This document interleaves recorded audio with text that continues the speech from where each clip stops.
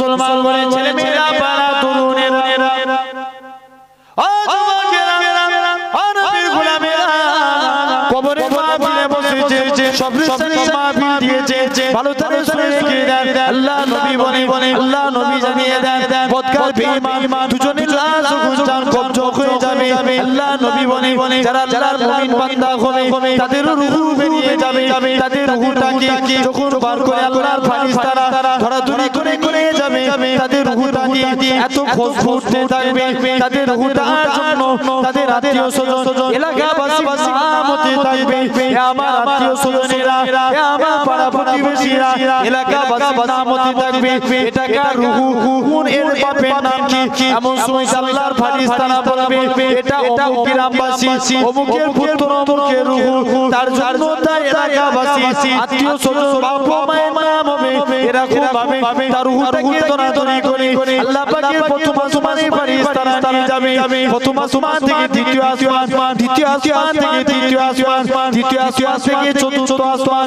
এরকম ভাবে সাত প্রমুখ আসমানি করে আল্লাহর মুমিন বান্দাদের রূহকে জান্নাতি করে নিয়ে যাওয়া হবে আল্লাহ মুমিন বান্দাদের রূহটাকে জান্নাতি করা হবে আল্লাহ রাসূল বলছেন পক্ষান্তরে যারা বদকার হবে বেঈমান হবে তাদের রূহটাকে বার করে নিয়ে যাওয়া হবে এত কষ্ট দিয়ে নিয়ে যাওয়া হবে আটটা দুর্গন্ধ উঠতে থাকবে আজকে ভাই বলুন দেখিনি দুনিয়ার জমিনে একটা রাস্তাঘাটে যদি কুকুর মারা যায় এই আপনারা শুনছেন কুকুর যদি মারা যায় যে জায়গাটায় কুকুর অনেকদিন মারা গেছে ওই জায়গাটা আমরা নাক টিপে যেতে হইতো নাকি নাক টিপে যেতে হয় না এত গন্ধ তবুই তো ওই গন্ধ বাতাসের মধ্যে ছড়িয়ে যায় দুনিয়া এত বড় দুনিয়ার জায়গায় গন্ধ চলে যায় হে যুবক আল্লাহ রাসূল বলেন বদকারের রূহটাকে বার করা হবে তাদের রূহটাকে এত কষ্ট দিয়ে বার করা হবে তাদের রূহ দিয়ে দুর্গন্ধ বাইরে হতে থাকবে দুনিয়ার মানুষ যদি বদকার বেঈমানের রূহটার গন্ধ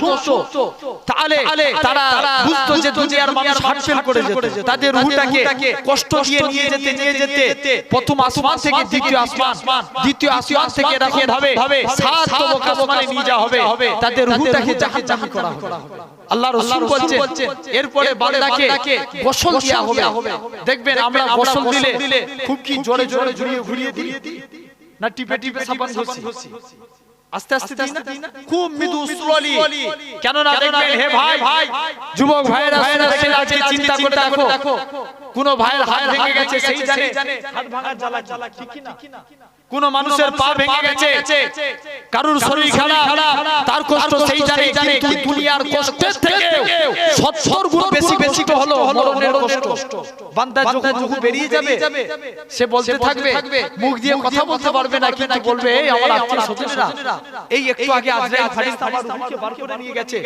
তোরা আমাকে এত জোরপূর্বক ঘোরাস না আমি কষ্ট সহ্য করতে পারি না আল্লাহ রাসূল বলেন বান্দাকে গোসল দেওয়ার পর বান্দার মাথার মাথায় দেখবেন ইয়াসিন শরীফ সূরা রহমান শরীফ পড়া হয় না স্বাভাবিক ভাবে আমরা পড়ি আল্লাহ রাসূল বলেন যখন পড়া হয় যেমন মানুষ যখন পানিতে হাবুডুবু খায় যখন নাকটা পানি থেকে উপরে উঠে যায় যতটা তারা শান্তি পায় আল্লাহর বদকার বান্দারা শান্তি পাবে তাদের খাটিয়ায় করে আটটা জানাজার ময়দান ওখান থেকে গোরস্থানের দিকে নিয়ে যাবে আল্লাহ রাসূল বলেন বদকারের লাশকে খাটিয়ায় করে গোরস্থানের দিকে নিয়ে যাবে আল্লাহর মুমিন বান্দাদের লাশকে খাটিয়ায় করে গোরস্থানের দিকে নিয়ে যাওয়া হবে মুসলমান বলেন ছেলে মেয়েরা পাড়া তরুণেরা ও যুবকেরা ও নবীর গোলামেরা আল্লাহ নবী জানিয়ে দিয়েছে আল্লাহ নবী বলে দেন যারা বদকার হবে তাদের লাশটাকে খাটিয়ায় করে নিয়ে যাওয়া হবে তারা তাদের এলাকাবাসীদের ডাক দিয়ে বলতে লাগবে হে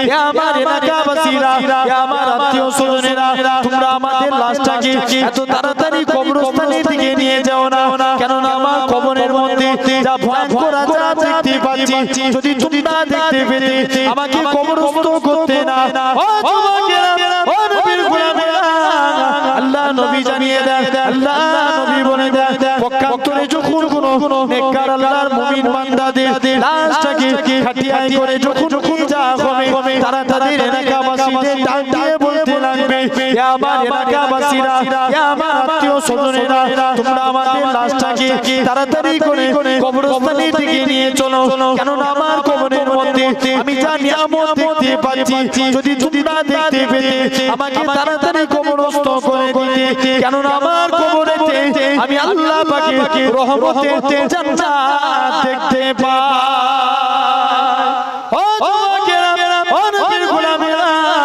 আল্লাহ নবী বলে এরপরে বান্দাকে কবরস্থ করে দেয়া হবে, কবরস্থ করার পরে বান্দাকে যখন 41 পা মুরাদ এসেছে, 41 পা আসতে যতক্ষণ সময় লাগে বান্দাকে তুলে বসানো হবে। প্রতিটা বান্দা বান্দি কবরে উনকা নাকি ফেরেশতা সারাগে, প্রতিটা বান্দা বান্দি কবরে হযরত রুমান আলাইহিস সালাম আসবে, বান্দাকে সে তুলে বসাবে।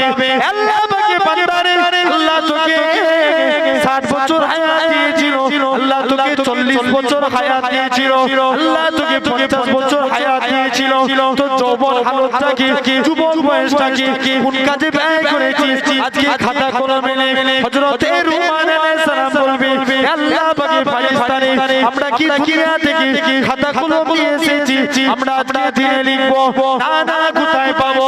ও যুবকেরা, ও নবীর গোলামেরা, হযরত রুমান আলাইহিস সালাম কি নেককার বলে, কি বদকার বলে, প্রতিটা বান্দা বান্দি মুখে দিক থেকে এক টুকরা কাফনের টুকরা ছিঁড়ে বলবে, এই কাফনের টুকরাটা হলো তোমার জন্য খাতা, সাদা তাগুলটা হলো তোমার জন্য কলম, মুখে থুতুটা হলো তোমার জন্য কালি।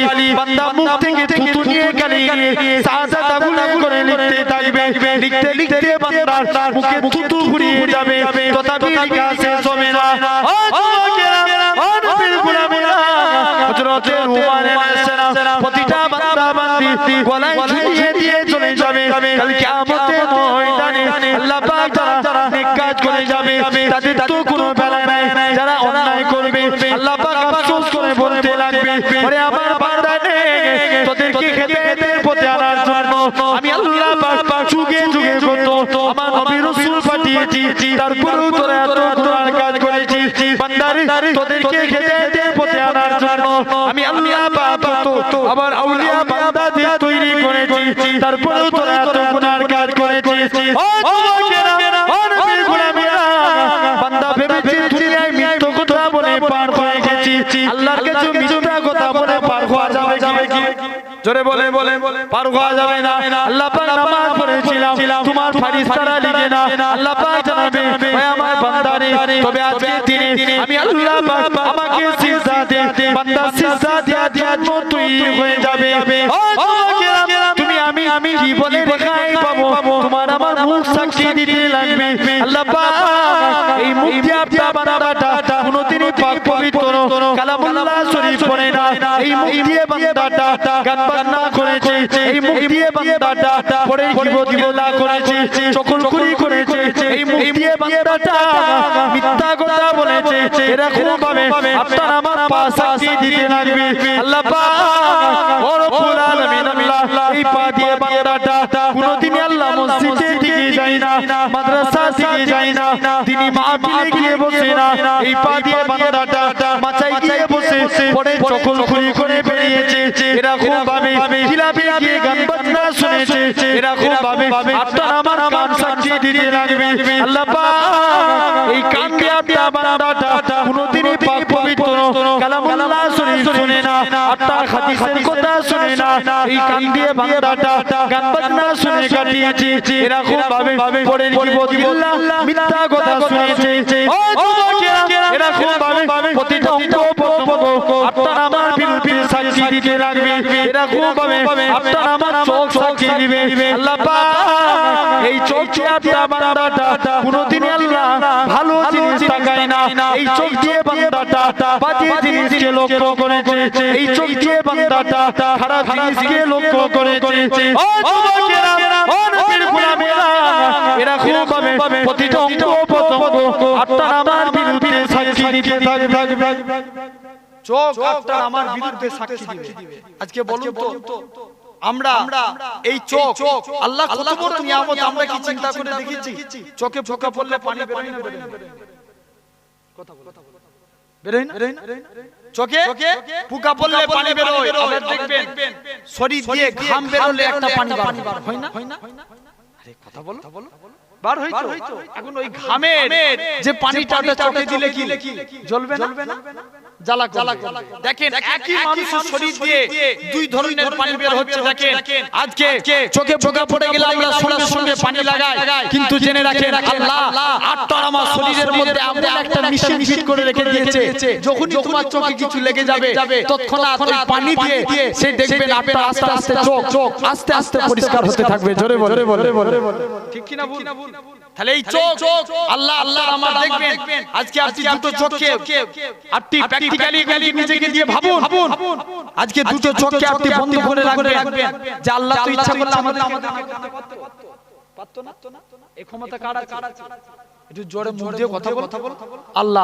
রাগ করছেন নাকি এই রাগ করছেন মুখ দিয়ে কথা বলতে নেই নাকি আমরা এই চোখ আল্লাহ ইচ্ছা করলে কানা করতে পারতেন কিন্তু দেখেন আল্লাহ প্রতিটা মানুষকে আলহামদুলিল্লাহ আল্লাহ আমাদেরকে দেখার সুযোগ করে দিয়েছে জোরে বলবেন না অনেক মানুষ দেখবেন আটটা দুটো হাতি খুঁড়া আছে না দুটো হাত নাই দুটো পা খুঁড়া এরকম ভাবে দেখবেন পায়ে চলতে পারে না আলহামদুলিল্লাহ এর জন্য আল্লাহ শুকর আদায় করতে আল্লাহ তুমি আমাদেরকে সুস্থ দুটো হাত দিয়েছেন আল্লাহ আমাদেরকে সুস্থ ভাবে পাগুলোকে ঠিক রেখেছেন ঠিক কি না ভুল তাহলে আল্লাহ শুকর আদায় করতে এত কিছু নিয়ামত এই যে পাকে আজকে তোমার হাত কেটে গেলে আপনার হাত একটা আপনি ছুরি দিয়ে কেটে ফেলেছেন ওই হাতটাকে আপনি ট্রিটমেন্ট করার জন্য সঙ্গে সঙ্গে ডাক্তারের কাছে দৌড়েছেন হে যুবক তুমি আজকে যে হাতকে ভালোবাসো যদি আমল না করে যাও এই হাত কিয়ামতের দিন তোমার বিচার ঠিক কি না আজকে তুমি গার্ড করো সব সময় এই চোখকে জানবেন চোখে আমার কোনো কিছু পড়ে যাবে কিনা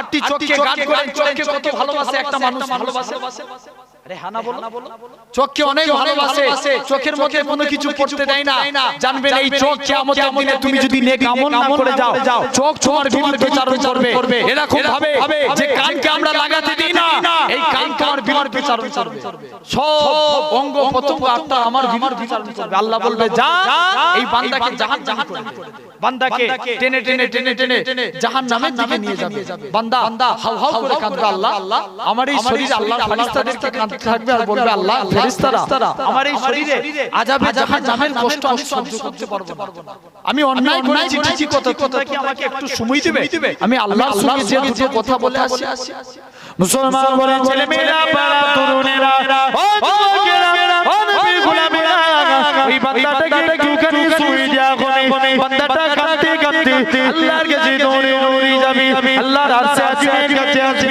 আল্লাহ পাক দুনিয়ার জমিনে আল্লাহ অন্যায় করেছি ঠিকই কথা গুনাহ করেছি ঠিকই কথা পাপ করেছি ঠিকই কথা আল্লাহ পাক তবে নাকি আপনি কুরআন পাক ইরশাদ করেছেন ওমাই আতাকা আলাল্লাহি ফাহুয়া গাসবু যে বান্দা নাকি আল্লাহ আপনার উপরে ভরসা করে আপনি তার জন্য যথেষ্ট হয়ে যান আল্লাহ পাক আমি আপনার গুনাহগার বান্দা আমি আপনার পাপী বান্দা আপনার উপরে ভরসা করে রইলাম ও যুবকেরা আমার আল্লাহ জানাবেন সত্যাবদি আমার বান্দা সত্য কথা বলেছে ওরে আমার ফেরেশতারা চলে যাও আমার বান্দা জীবনের গুনাহটাকে আমি আল্লাহ পাক ক্ষমা করে দিয়ে তাকে আমার রহমতের দয়ার জান্নাত দিয়ে দিলাম যা চিন্তা করে দেখেন এরপরে রাসূলুল্লাহ বলছেন বান্দাকে কবরস্থ করা হবে মুনকার নাকির ফারিস আসবে বান্দা মাথার দিক থেকে প্রবেশ করতে থাকবে যদি দুনিয়ার জমিনে আমি আপনি নামাজ পড়ে যাই খাঁটি ভাবে আল্লাহ নামাজের আমলের জবানকে খুলে দেবে জোরে বলবেন না দরকার আছে না নাই পড়া যেদিন মুনকার নাকির কবরে যাবে সর্বপ্রথম বান্দার মাথার দিক থেকে প্রবেশ করতে থাকবে আপনি যদি দুনিয়ার জমিনে এমন বান্দা আছে নামাজ পড়ে কপালকে কালো করে ফেলে আবার বান্দা আছে নামাজ পড়ে দেখবেন নামাজে আর চিন্তা ভাবনা এসেছে ঠিক না আছে না মসজিদ মুখ হয়ে যায় এত গজব কেন এসেছে ভাবতে হবে না এগুলো কিন্তু দুনিয়ার কোন মানুষের ভুল নয় দেখবেন আমাদের চোখে চোখা পড়লে আমরা কথা বলেন দেখতে পাই কি গো ভাই গো বলো আমাদের যদি কোনো মানুষের চোখে পোকা পড়ে কেউ দেখতে পায় দেখতে পাই না উপরে সাহায্য হয় নালে আয়নার সাহায্য নিতে হয় তো সেরকম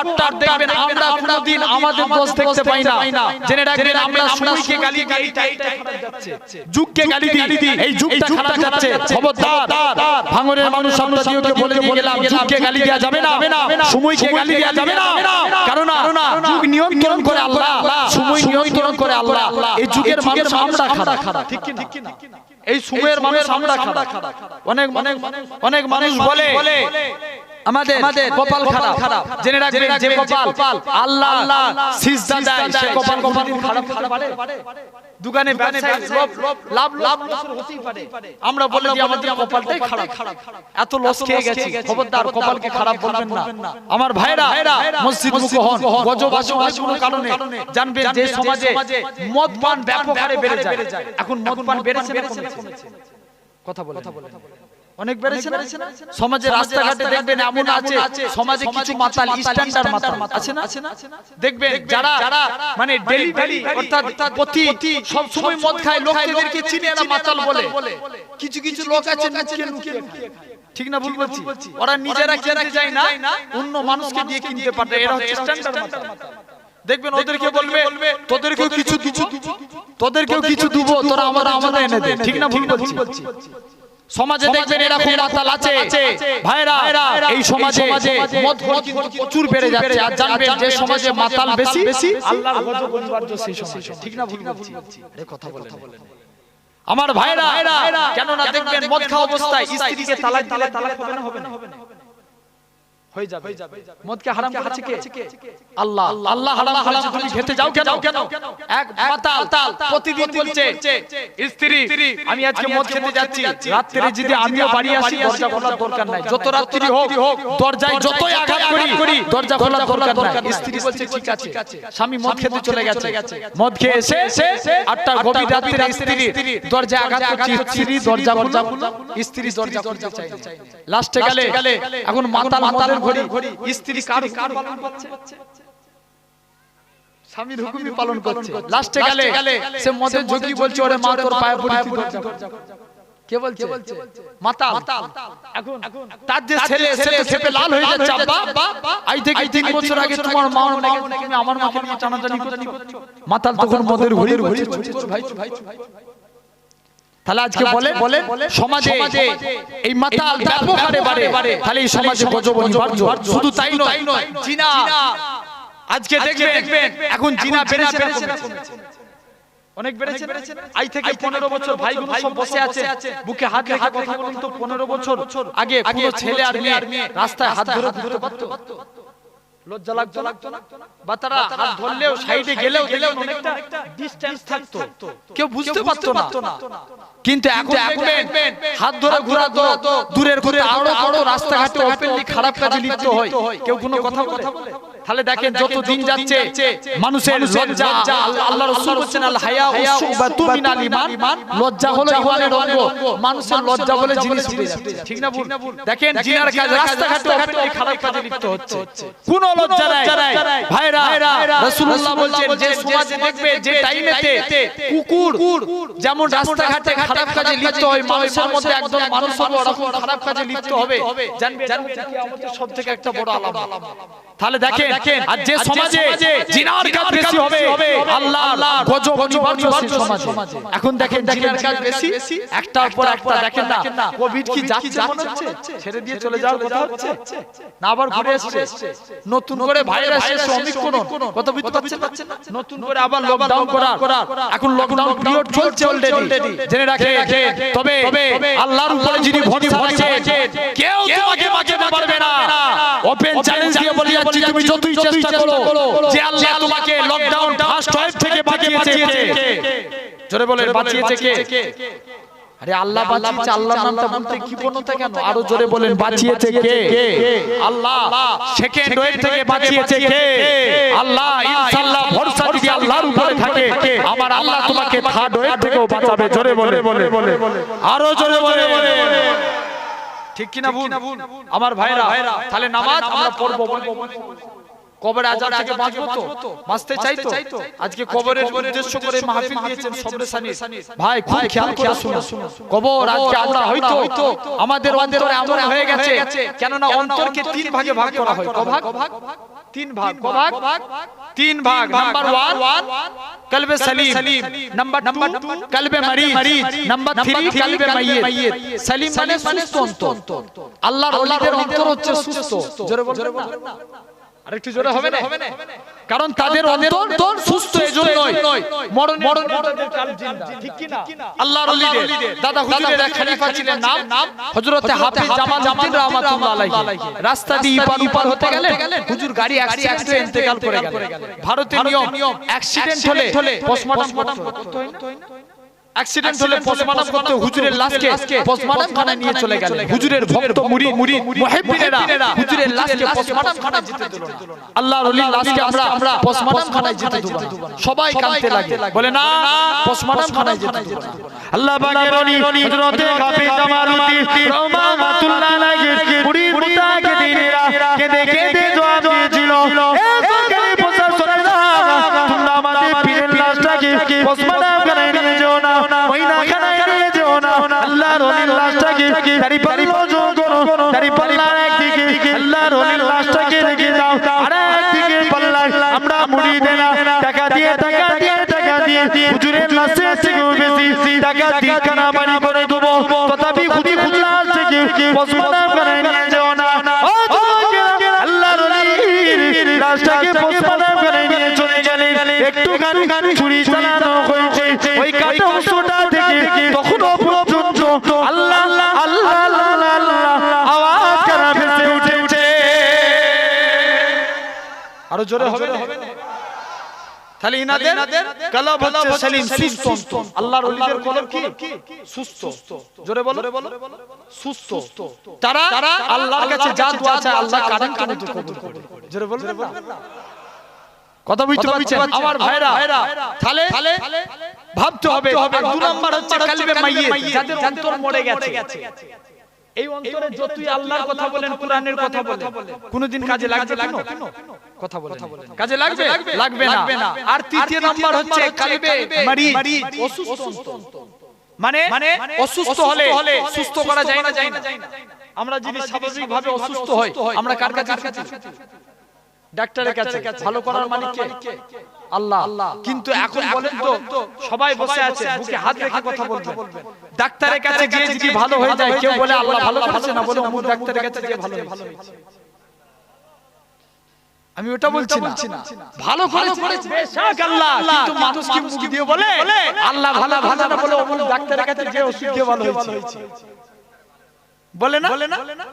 আমার ভাইরা, যুবকেরা, তাহলে এই মরিদকে সুস্থ করা যায়। দেখবেন, খবরদার অন্তর দিয়ে ভাবুন কবরে গেলে, কারণ হয়তো আজকে অনেক মানুষের চিন্তা ভাবনা হতে পারে ভাই, কিন্তু একবার চিন্তা করে দেখুন, এক্ষুনি যদি মারা যায় আল্লাহর কাছে মুখ নিয়ে দাঁড়াবো, তাহলে নামাজ ইখলাসের সঙ্গে পড়বো, বলেন ইনশাআল্লাহ। অনেক মানুষের ভুল হয়ে যায়, নামাজও অনুযোগী হয় না, তা বলে নামাজ ছেড়ে দিবেন? এক লোক বলছে, হুজুর আমি সূরা কাফিরুন পড়ি না। কুলি আইয়ুল কাফিরুন একটা আছে তো? বলছে কেন? বলছে হুজুর যদি কোথাও ভুল হয়ে যায়, কতই তো আছেন এমন লোক আছে নামাজ পড়তে চাই না, বলছে নামাজ পড়লে শুনেছি আল্লাহ রিজিক দাতা, নামাজ পড়লে আল্লাহ রুজি বাড়ায়, তো আমি নামাজ পড়ছি, আমি আরো অধঃপতনে নেমে যাচ্ছি, ওই জন্য আমি লাগে নামাজ ছেড়েছি। ছাড়া যাবে? কথা বলেন, এই ছাড়া যাবে না। তাহলে কবরে মুনকে নাকি ফেরেশতা সর্বপ্রথম কোন দিক দিয়ে আসবে? বান্দা মাথার দিক থেকে নামাজের আমল তখন বলবে। অনেক মানুষের হয়ে যায় অমনোযোগী। আল্লাহ রাসূলের কাছে এক সাহাবী গেলেন ফতোয়া জানার জন্য। কি জানার জন্য? ফতোয়া। আল্লাহ রাসূলের কাছে যে ফতোয়া জানবে, রাসূলুল্লাহ দরবারে আল্লাহ নবী নাই, হযরত আলী হুজুরের সঙ্গে দেখা। কার সঙ্গে? হযরত আলী রাদিয়াল্লাহু তাআলা আনহু হুজুরের সঙ্গে দেখা হলো। হযরত আলী জিজ্ঞাসা করে, কি ব্যাপার? আল্লাহ নবীর কাছে এসেছিলাম, একটা ফতোয়া জানতে এসেছি। হুজুর আমি প্রতিদিন নামাজে দাঁড়াই, কিন্তু নামাজে দাঁড়িয়ে আমার দুনিয়ার কথা চিন্তা পড়ে যায়। আমার মনে হয় নামাজটা আল্লাহর দরবারে কবুল হবে নাকি, আমার নামাজটা হবে কি না, চিন্তা হয়। আল্লাহ নবী সাহাবী হযরত আলী ডিরেক্টলি ফতোয়া দিয়ে দিলেন, না তোমার নামাজ হবে না। ভাই পিছন দিকে একটু ভিড় হচ্ছে বেশি, একটু সামনে দিকে আগিয়ে এলে কাছে থাকলে মহব্বত বাড়ে যে একটু আগে আগে আসবে একটু সামনের দিকে আগে আসি একটু আগে আগে বাপগুলো ভাইগুলো একটু আগে আসি এটা আওলাদ বলছে একটু শুনে এই ছাগাগুলো পুরো করে একটু আগে চলে ভাইরা তো এদিকে হযরত আলী ডাইরেক্টলি ফতোয়া দিয়ে দিলেন না তোমার নামাজ হবে না ডাইরেক্ট ফতোয়া দিয়ে দিলেন যুবকটা আরো কনফিউজের মধ্যে পড়ে গেল হযরত আলী ডাইরেক্ট ফতোয়া দিয়ে দিল আমার নামাজ হবে না যাই বাড়ি চলে গেছে যুবকটা আরো তার মধ্যে পরের দিন আসছে আল্লাহ রাসূলের দরবারে আল্লাহ নবীকে এসে সমস্ত কথা জানালেন এই শুনছেন তো আল্লাহ নবীকে এসে সমস্ত কথা জানালেন হুজুর আমি ফতোয়া জানতে এসেছিলাম আমি নামাজে দাঁড়াই মাঝে মাঝে আমার দুনিয়ার খেয়ালত এসে যায় দুনিয়ার চিন্তা নামাজে দাঁড়িয়ে আমার হয়ে যায় আমি আলী হুজুর ফতোয়া দিয়েছে কে হযরত আলী এই যে প্রশ্ন করছে আপনারা রাগ করছেন কারণ কি বলেন তো প্রশ্ন এইজন্য করাই ছিল জীবন মাইন্ডে সেট হয়ে যাবে ভাই শুনে রেখে দেন এমন সময় তো হযরত আলী হুজুর আল্লাহ নবীকে বললেন আলী হুজুর ডাইরেক্টলি আমাকে ফতোয়া দিয়ে দিয়েছে যে নামাজ হবে না ইয়া রাসূলুল্লাহ তাই আমি আরো কনফিউজের মধ্যে পড়ে গেছি আল্লাহ নবী আলীকে ডাকলেন বাবা আলী আমি নবী আমার কাছে শুনুন কাছে ডেকে হযরত আলীকে কাছে ডেকে বলে বাবা আলী তুমি যাও তো দুই রাকাত তুমি উযু করে পরিপূর্ণভাবে উযু করে দুই রাকাত নামাজ পড়ো যদি দুই রাকাত নামাজ পড়তে পারো আমি রাসূলুল্লাহ তোমাকে একটা চাদর গিফট করব জোরে বলবেন হযরত আলী চিন্তা করলেন ভালোভাবে উযু করে হুজুর দুই রাকাত উযু করে হুজুর নামাজে দাঁড়িয়ে গেছেন এখন আলী হুজুরের মনে চাদরের চিন্তা ঢুকালো কে কথা বলে নবীজি এখন আলী হুজুর প্রথম রাকাত নামাজ পড়ছে মনে করছে খুব মনোযোগ সহকারে নামাজ পড়লেন প্রথম রাকাত নামাজ খুব মনোযোগ সহকারে নামাজ পড়লেন দ্বিতীয় রাকাতে নামাজে দাঁড়িয়েছে হযরত আলী মনে চিন্তা করছে আল্লাহ নবী তো চাদর দিবে বলল তো আম্মা জান আয়েশা দিবে না আম্মা জান হাফসা দিবে কার চাদর দিবে এখন বলেন এই যে নামাজে দাঁড়িয়ে আলী চিন্তা করলেন নামাজ থেকে ঘরে আলী হুজুর আল্লাহ নবীর দিকে তাকিয়ে মুচকে হাসে আল্লাহ নবীও আলীর দিকে তাকিয়ে মুচকে হাসে সেটা বলবেন দুজনের দিকে তাকিয়ে হাসে এমন সময়তে আল্লাহ নবী জিজ্ঞেস করছে বাবা আলী কি ব্যাপার হাসো কেন হুজুর আপনি যেই কারণে হাসেন আমিও সেই কারণে হাসি দেখবেন এখানে বোঝানোর জন্য একটা বলছি কোন ভালোবাসার ব্যক্তি যদি তাকে কিছু গিফট করে উপহার দেয় সে ব্যক্তি অনেক এক্সাইটেড হয়ে যায় না হয় না অনেক এক্সাইটেড হয়ে যায় তো হযরত আলী চিন্তায় পড়ে গেছে এখন নবী কাছে ডেকে বললেন বাবা আলী তুমি আমার সবসময় কাছের সাহাবী আমার ডানে বামের সাহাবী বাবা আলী তুমি যদি নামাজে দাঁড়িয়ে তোমার যদি দুনিয়ার চিন্তা এসে যায় তাহলে ও তো হওয়া স্বাভাবিক তা বলে আমি বোঝানোর জন্য বললাম যে হযরত আলী নামাজে মনোযোগী ছিল এটা বলছি না অনেক মনোযোগী ছিল হুজুরের পায়ে এক টাইমে যুদ্ধ করতে হুজুরের পায়ে তীর লেগে গেছে কি লেগেছে তীর লেগেছে তীর ঢুকে যাওয়া সহজ বার করা কঠিন না বার করা অনেক কষ্ট তীর ঢুকে গেছে বার করতে পারে না তীর টানে আর তার শরীরের চামড়া গোশত সব বেরিয়ে যায় হযরত আলী যন্ত্রণা সহ্য করতে পারে না সাহাবা হুজুররা কোনো প্রকারই তীর বার করতে পারে না আল্লাহ নবী সাহাবারা চিন্তা মধ্যে পড়ে গেলেন ও যুবকেরা আল্লাহ নবী সাহাবারা আবার তীর কানাকে বার করতে লাগে আল্লাহ নবী জামাতা হযরত শেরে আলী রাদিয়াল্লাহু তাআলা হুজুরের পা থেকে আবার তীর কানা বার করতে লাগে চামড়া সব বেরিয়ে যায় সাহাবা হুজুররা চিন্তার মধ্যে পড়ে গেলেন আলীর পা থেকে কি করে তীর বার করা যায় চলে যায় আল্লাহ নবী তিন দুনিয়া বাদশা হাবিবুল্লাহ জনাবে মুহাম্মদুর রাসূলুল্লাহ সাল্লাল্লাহু আলাইহি সাল্লামের কাছে চলে যায় আল্লাহ নবী সাহাবারা আল্লাহ নবীর কাছে চলে আসে আল্লাহ নবীকে সালাম কানা দিতে লাগে আসসালাতু ওয়াসসালামু আলাইকা ইয়া রাসূলুল্লাহ হাবিবাল্লাহ আসসালাতু ওয়াসসালামু আলাইকা ইয়া রাসূলুল্লাহ হাবিবাল্লাহ ও যুবকেরা আল্লাহ নবী সালামের উত্তর দিলেন ও বাবা সাহাবারা কিছু সালাম দাও ইয়া রাসূলুল্লাহ হাবিবাল্লাহ হুজুর আপনার জামাতা আলীর পায়ে তীর লেগে গেছে তীর কানা বার করতে পারে না যখন তীরখানা বার করি আরে শরীর থেকে কষ্ট সব বেরিয়ে যায় যন্ত্রণা সহ্য করতে পারে না কি করব সেই জন্য আপনার কাছে এসেছি আল্লাহ নবী বলে ও বাবা সাহাবারা ও বাবা সাহাবারা চলে যাও আমার আলী যখন নামাজে দাঁড়াবে ওই অবস্থায় তীরখানাকে বার করে নেবে ও যুবকেরা ও নবীর গোলামেরা আল্লাহ নবী সাহাবী আল্লাহ নবী জামাতা হযরত সেরে আলী রাদিয়াল্লাহু তাআলা আনহু হুজুর আমার আস্তে আস্তে করে আল্লাহ নবী হুজরা মুবারকে রাখুন পাবে নামাজে দাঁড়িয়ে গেলেন আল্লাহ নবী সাহাবারা হযরত আলীর কাছে পৌঁছে গেলেন তীরখানাকে বার করে নিলেন হযরত আলী নামাজ খারাপ পড়ে যায় তীরখানাকে বার করে নিলেন নামাজ থেকে ফারেক হয়ে দেখে হযরত আলীর পায়ে তীর নাই সাহাবা হুজুরকে জিজ্ঞাসা করে হে রাসূলুল্লাহ সাহাবারা তোমরা আমার তীর কোথায় গেল কিভাবে তোমরা বার করলে আল্লাহ নবী সাহাবারা কি জানিয়ে দিয়েছিল হে রাসূলুল্লাহ জামাতা হে হযরত আলী যখন তুমি নামাজে দাঁড়িয়েছিলে তখন আমরা তোমার পা থেকে তীরখানা বার করে নিয়েছি হযরত আলী বলে আল্লাহর কসম করে বলি কখন তোমরা আমার পা থেকে তীরখানা বার করে নিয়েছো আমি হযরত আলী এতটুকু টের পাই না তাহলে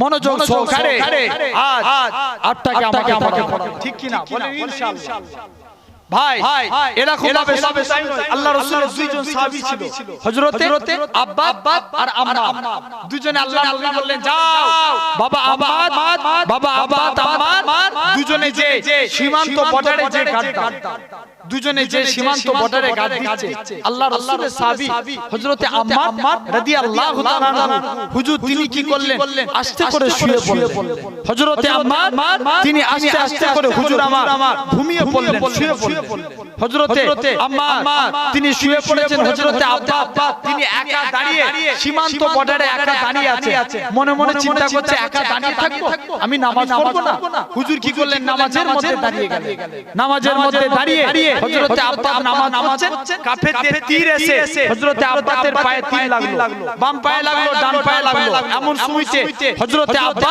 কে হযরতে আম্মারের ঘুম ভেঙে গেল হযরতে আম্মারের ঘুম ভেঙে যাওয়ার পর ছুটে যে বলে ভাই আব্বা তুমি নামাজ থেকে ফারেক হও তোমার পায়ে তীর লেগে গেছে হযরতে আব্বা রাদিয়াল্লাহু তাআলা বলে ভাই আমার পায়ে তীর লেগেছে আমি নামাজ পড়তে বুঝতে পেরেছি তবে আল্লাহর কসম আমি এতটুকু কনফিডেন্সের সঙ্গে নামাজ পড়ছি আমি মনে করেছিলাম কাফেরদের তীর দিয়েছে আমার বুকেও লেগে যায় তথাপি আমি নামাজ থেকে সরব না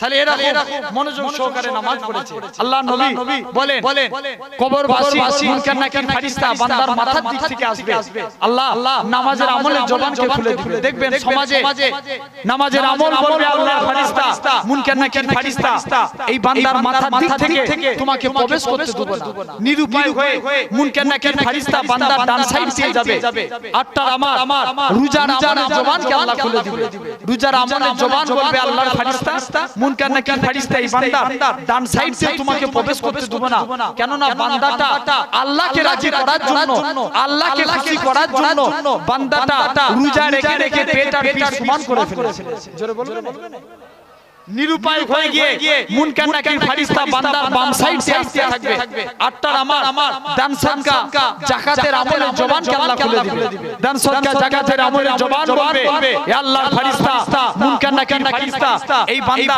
ডান সাইড দিয়ে বাম সাইড দিয়ে তোমাকে প্রবেশ করতে দেব না কেন না বান্দাটা আল্লাহকে রাজি করার জন্য আল্লাহকে খুশি করার জন্য দান সাদকা করে কাটিয়েছে নিরুপায় হয়ে মুনকার নাকির ফেরেশতা ওই বান্দার পায়ের দিক থেকে প্রবেশ করতে থাকবে দুনিয়ার জমিনে অনেক সন্তান আছে মা বাবার খেদমত করে আছে না আছে না এমন অনেক ছেলে আছে খবরদার জীবনে সম্মানওয়ালা হতে গেলে মা বাবাকে সম্মান করুন ইজ্জতওয়ালা হতে গেলে মা বাবাকে ইজ্জত করুন আল্লাহর ওলিদের ব্যাক হিস্ট্রি খুলে দেখেন বিশ্বের বুকে যত আল্লাহর ওলি হয়েছে মা বাবার দোয়া পেয়েছে এক একজন আল্লাহর ওলি হয়েছে জোরে বলবেন হযরতে আমরা যে মাযহাবের ইমাম মানি ইমামে আজম আবু হানিফা রাহমাতুল্লাহ আলাইহি উনি ওনার মায়ের দোয়া পেয়েছে অত বড় আলেম হয়েছে অত বড় ইমাম হয়েছে অত বড় আল্লাহর ওলি হয়েছে ইমাম আবদার ইমাম বুখারী রাহমাতুল্লাহ আলাইহি দেখেন মায়ের দোয়া পেয়েছে এত বড় আত্মা গ্রন্থের লেখক হয়েছেন, এত বড় ইমাম হয়েছেন,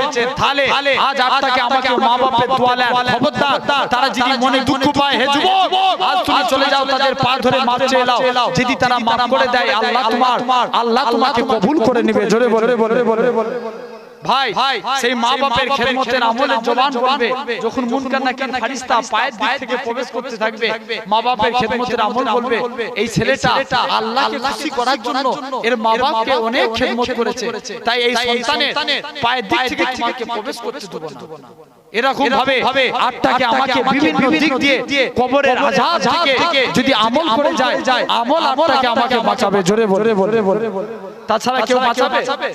কেউ বাঁচাবে মনে হচ্ছে? দুনিয়ায় তোমার কেউ সাথী যাবে না, তোমার সাথে কেউ যাবে না। হে যুবক, পরিবর্তন হয়ে যাও। আল্লাহ নবী বলেন, বান্দাকে কবরে রাখা হবে।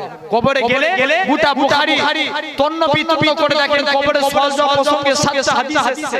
7টা হাদিসের মধ্যে 6টা হাদিসে বলা হচ্ছে কবরে একটা সওয়াল করা হবে। নবীকে এনে কবরে হাজির করানো হবে। যে নেতা চিনতে পারবে তার কবরে না যাবে। জোরে বলবেন না? ঠিক কিনা ভুল? এখন নেতা চিনবো কেমন ভাবে? নেতার অনুসরণ করলে তবে নেতা চিনবো তো। ঠিক কিনা ভুল বলছি? আরে কথা বলেন। হ্যাঁ না, নেতার অনুসরণ করতে আমরা নেতা বলে কাকে মানি? আমরা নামাজের মধ্যে পড়ি সাইয়্যিদানা ও মাওলানা মুহাম্মদ, আল্লাহ নেতা হিসাবে, দলপতি হিসাবে, সরদার হিসাবে মানি। নবী মুহাম্মদ সাল্লাল্লাহু আলাইহি ওয়াসাল্লামকে, নবীকে যদি নেতা হিসাবে চিনতে পারে, আল্লাহ কবুল করে নেবে। জোরে বলে ঠিক কিনা? আজ দেখবেন অনেক মানুষ নেতা না চিনে দান করে, কোনো লাভ হবে?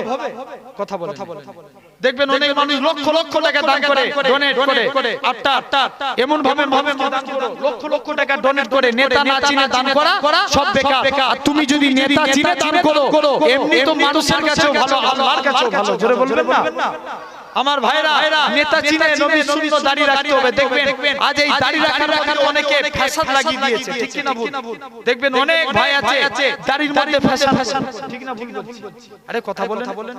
আছে না নাই? নবীর সুন্নাত, নেতার সুন্নাত বলে মানে নবী বলছে, মান হাব্বা সুন্নতি, যে আমার সুন্নাতকে ভালোবাসলো, ফাকা দাহাবানি, সে আমি নবী আমায় ভালোবাসলো। ওমান হাব্বানি, যে আমি নবী আমায় ভালোবাসলো, কানা মাই ফিল জান্নাহ, আমি রাসূলুল্লাহ কথা দিলাম তাকে জান্নাতে না নিয়ে আল্লাহ জান্নাতে যাব না। তাহলে সেই নেতাকে আগে চিনতে হবে। খবরদার, যদি ভাবেন কুরআন পড়লেই মুসলমান, কুরআন বাংলায় ব্যাখ্যা করেছিল গিরিশ চন্দ্র বাবু, মুসলমান বলা যাবে? আর একটু সাড়া দাও, বলা যাবে? যদি ভাবি দাঁড়িয়ে রাখলে মুসলমান, বর্তমান সমাজে যত খেলার প্লেয়াররা আছে সবাই রাখে, মুসলমান বলা যায় না। মুসলমান হতে গেলে হাদিস পাকের মধ্যে এসেছে, বুনিয়াল ইসলাম আলা খামসিন, ইসলাম 5টি স্তম্ভের উপর দাঁড়িয়ে আছে। ফার্স্ট শাহাদাতু আল্লাহ ইলাহা ইল্লাল্লাহ, আগে একতার প্রতি সাক্ষ্য দাও, আল্লাহ ছাড়া কোনো উপাস্য নাই, আল্লাহ ছাড়া কোনো মাবুদ নাই, ওয়া আন্না মুহাম্মাদান আবদুহু ওয়া রাসূলুহু, মুহাম্মদ সাল্লাল্লাহু আলাইহি ওয়াসাল্লাম হলেন আল্লাহর প্রেরিত রাসূল ও বান্দা। জোরে বলবেন না? আরেকটু জোরে হবে না? তাহলে ভাবতে হবে, আগে নেতাকে কালেমাকে মানতে হবে। এখান থেকে আটটি দেখবেন, হাওড়া থেকে যদি দিল্লি যেতে চান টিকিটের প্রয়োজন হয় না? আরে কথা বলো। হয়তো টিকিটের প্রয়োজন হয়, নালে কিন্তু টিকিট তোমাকে মাঝ ট্রেন থেকে নামিয়ে দিবে বা ফাইন করবে। তেমনি দুনিয়া থেকে আল্লাহ জান্নাত যেতে গেলে আপনার আমার একটা টিকিটের প্রয়োজন হয়। সেই টিকিটটা হলো কালেমা, বিশ্বাস রাখতে হবে। যারা বিশ্বাস রেখেছিল দেখেন আজ তারা দুনিয়া থেকে বিদায় নিয়েছে, আল্লাহ জান্নাতি হয়ে বিদায় নিয়েছে। জোরে বলে এই কালেমার এত বড় গুণ। নবী বলছে, যার শেষ কথা কালেমা, অর্থাৎ দুনিয়ার যার শেষ কথা কালেমা, বেশক সে জান্নাত। জোরে বলবেন? আরেকটু জোরে হবে? তাহলে আজ আপনাকে আমাকে ভাবতে হবে, আটটা আমার ভাই মুখকে কন্ট্রোল করা লাগবে। ঠিক কি না ভুল? আরে হ্যাঁ না বলো। দেখবেন আমরা মুখ দিয়ে কথা বলি। এই আপনার বাজারের নাম কি? ভাঙর। এখন যদি কেউ বলে আমি ভাঙর বাজারে যাব, ওখান থেকে গিয়ে বাজার করে নিয়েছে, গোসল করে আমি 6 লাইন যাব, 12,000 হাত যাব, এই যদি কেউ কথাটা বলে দেখবেন 4 বার মুখ দিয়ে একটা নাপা উচ্চারণ করে। ভুল না? ঠিক বলছি? বলে না? ইশারা মে কাফিয়া সমঝদার কে লিয়ে খুব চিন্তা করে দেখুন কি কথা বলতে চাইছে। এক লোক সব সময় শুধু মুখ দিয়ে ওই কথা বলতো। এখন নিজের মরণের সময় চলে এসেছে, সবাই মিলে মুখে তাকে পানি খাওয়াতে যাচ্ছে। যত পানি খাচ্ছে উলক তত বিরক্ত হচ্ছে। লাস্টে গেলে ওই না কথা বলি দুনিয়া থেকে বিদায় নিয়েছে। তাহলে বলেন তো, নবী বলতে যার শেষ কথা কালেমা, বেশক সে জান্নাতি। আর যার শেষ কথা ওই কথা হয় না, ওই কথাটা হয়, কি হবে বুঝতে পারছেন?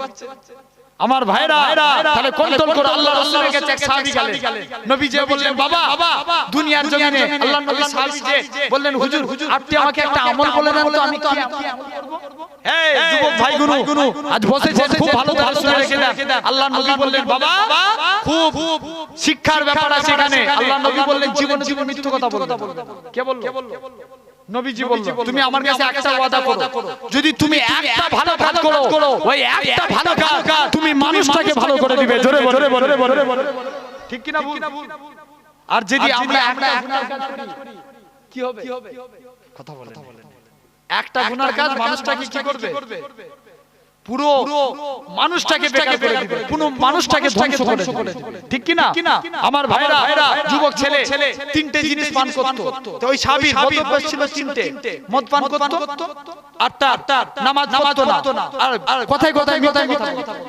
রাসূলুল্লাহর কাছে ওয়াদা করলেন হুজুর আপনি বলছেন আজকের দিন থেকে না তৃতীয় নম্বর হচ্ছে সাহাবীটা জিনা করত তৃতীয় আল্লাহর নবীর কাছে ওয়াদা করলেন হুজুর ঠিক আছে তিনটের মধ্যে কি মিলছে বদভ্যাসের মধ্যে মিলছে কি নবী নামাজ পড়তো না মদ পান করত জিনা করত এই তিনটের মধ্যে নবী যে আমলের কথা বললেন এটা মিললো কথা বলেন আরে ওয়াই তো শুনছো বলো মিললো নবী বললেন বাবা তুমি আজকে আমার কাছে ওয়াদা করে যাও জীবনে মিথ্যা কথা বলবো যুবক ছেলে বলছে ইয়া রাসূলুল্লাহ ঠিক আছে আমি জীবনে কোনোদিন মিথ্যা কথা বলবো না জোরে বলবেন একটা আমল দেখেন এখন পরের দিন রাসূলুল্লাহর দরবারে আসছে আল্লাহর নবী জিজ্ঞাসা করছে বাবা যুবকটা নবী জানতো যুবকটা জিনা করে বাবা সব সত্যি কথা বলো যুবকটা এখন কেউ জিনা করেছে নিজের মুখ দিয়ে মিথ্যে কথা বললি তো যদি কথা ঘোরায়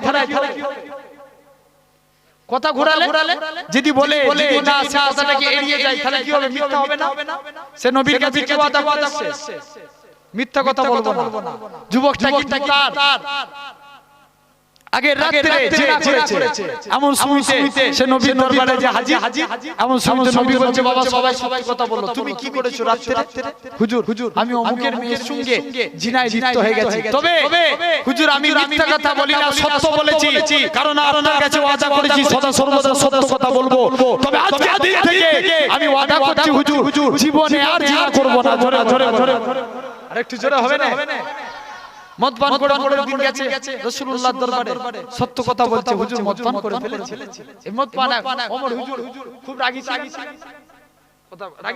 এক মাতাল রাস্তা দিয়ে হেঁটে যাচ্ছে মনে করছে আল্লাহ সবাই দেখা হয় ওমরের সঙ্গে যেন দেখা না হয় এখন রাস্তায় যেতে যেখানে বাঘের ভয় সেখানে কি হয় সন্দেহ হয় ওমর হুজুরের সঙ্গে দেখা যেতে মাতাল মনে করছে আল্লাহ আজকে তো মদের বোতল আমার কাছেই আছে আর সামনে ওমর আল্লাহ জানি না আজ আমার বরদান চলেই যাবে তবে তোমার কাছে ওয়াদা করছি আল্লাহ যদি তুমি এই মদের বোতলকে দুধে পরিণত করে দিতে পারো আমি জীবনের মতো ওয়াদা করছি আল্লাহ জীবনে মদ খাওয়া এটা সবাই মিলে বলছো আরো জোরে হবে না এই ভাঙরে ক্রিকেট খেলা হয় না এখন এক বলে যদি 6 রান দরকার থাকে বা অনেক দেখা হয়তো দেখেন অনেকে এখন ধরেন আপনি একটা টিমকে সাপোর্ট করেন লাস্ট বলে ছক্কা দরকার কত রান 6 রান ম্যাচটা কি 8টা খুব টান হয় না একদম অনেক টান ম্যাচ হয়ে যায় এখন ধরেন আপনি যে টিমকে সাপোর্ট করেন সে টিমের ব্যাটসম্যান লাস্ট বলে ছক্কা মেরে দিয়েছে তখন আপনি চিৎকারটা স্লোলি দিবেন না জোরে বিশাল হবে না যে ছক্কা বলে বিরাট চিৎকার দিবেন তাহলে আপনার টিমকে সাপোর্ট করেন আপনার টিমের ব্যাটসম্যান ছক্কা মেরেছে বলে আপনি খুশি হয়ে জোরে চিৎকার দিচ্ছেন আর আমরা আল্লাহর এই রাসূলুল্লাহর হাদিসের কথা শুনে কবরের আলোচনা শুনে দিনের কথা শুনে আমরা এই সুবহানাল্লাহ যে বলি এটা তো আল্লাহর প্রশংসা করি এতে কি আমরা নারাজ হই তাহলে সবাই মিলে বললে কি 8টা আমার কষ্ট হয় মনে হচ্ছে ভাঙরের মানুষ টিম তো আলাদা হবে তাকবীর দেখি তো না এই তাকবীর এই দিকের সামনের ভাইরা বলছে পিছন দিকে সব ফাঁকি দিচ্ছে সামনের গুলো চুপ করেন পিছন দিকের গুলো একটু বলেন দেখিনি না এই তাকবীর একসঙ্গে সবাই মিলে উচ্চ আওয়াজে দেন না এই তাকবীর না এই তাকবীর মাশাআল্লাহ মানুষ অনেক চালাক না দেখবেন তাকবীর দিলে আওয়াজ জোরে ঠিক না ভুল আগে মানুষ অনেক বোকা ছিল আমাদের দেশে দুই ভাইয়ের নাম ছিল মুবারক আর মসি। কি নাম বললাম? মুবারক আর মসি। এখন ঈদের সময় লোক যে কি বলে? ঈদ মুবারক বলে তো? ঈদ মুবারক বলে না সবাই? ঈদ মুবারক দিয়ে মুছে এখন ঈদ মুবারক মানা করে। এখন মুবারক যত ঈদ মুবারক বলছি তো মসি খেপে লাল হয়ে যাচ্ছে। বলছে তোরা আজকে ঈদ করতে এসেছিস, বড় ভাইয়ের নাম বলবি? আর আমি কি বেকার? লাস্টে গেলে এখন কিছু মানুষ ওকে খুশি করার জন্য ঈদ মসি বলছে, বলা যাবে? তাহলে আগেকার যুগের মানুষ এত বোকা ছিল, আর এখন দেখেন চালা হতে মসজিদে বসে বসে আল্লাহ আল্লাহ জিকির করছে। হুজুর জিজ্ঞেস করছে, হাগো চাচা তুমি যে জিকির করো তোমার সংসার চলে কি করে? চাচা বলছে, বাবা তুই জানিস আমার বাপের যত জমি জায়গা ছিল সব বিক্রি করে ব্যাংকে মোটা অঙ্কের টাকা ডিপোজিট করে রেখে দিয়েছি, সুদ সুলি খায় আর আল্লাহ এখন সুদ খাওয়া গুনাহ না সব? কথা বলেন, সুদ খাওয়া কি সব গুনাহ? কেন না কেউ যদি এক দিরহাম পরিমাণ জিনিস আমাদের এখানে ধরে করেন 70 থেকে 75 টাকা, কি আরো বেশি হবে? আমি অ্যাপ্রোপ্রিয়েট একটা বলছি, 70 থেকে 75 টাকা পরিমাণ যদি কেউ সুদ খায় 37 বার জিনা করলে যত গুনাহ হয়, ওই 70 থেকে 75 টাকা সুদ খেলে তত গুনাহ। বুঝা আসছে আমার ভাইরা? তাহলে অবিলম্বে যারা সুদের কারবার করে এই জিনিসকে বর্জন করা লাগবে। ঠিক এখন হুজুর বলছে, হাগো চাচা সুদ খাওয়া গুনাহ তুমি জানো? বলছে জানি তো, ওই জন্য ব্যাংকের বই আমার নামে নাই। কত চালাক! ব্যাংকের বই আমার নামে নাই, আমার স্ত্রীর নামে করা আছে। কথা বুঝতে পারছেন আমার ভাইরা? যুবকেরা, তরুণেরা, আল্লাহ পাক রব্বুল আলামিন কবুল করেন। ভাই তো যে কথা আলোচনা করছিলাম, তাহলে আজ টাকা আমাকে ভালো লাগবে, আমরা জোরে জোরে যদি সুবহানাল্লাহ বলি আমাদের গুনাহ তো হবে না? তাহলে একসঙ্গে আমরা সবাই মিলে বলবো, একসঙ্গে যখন সুবহানাল্লাহ দরকার হবে আমরা একসঙ্গে সুবহানাল্লাহ।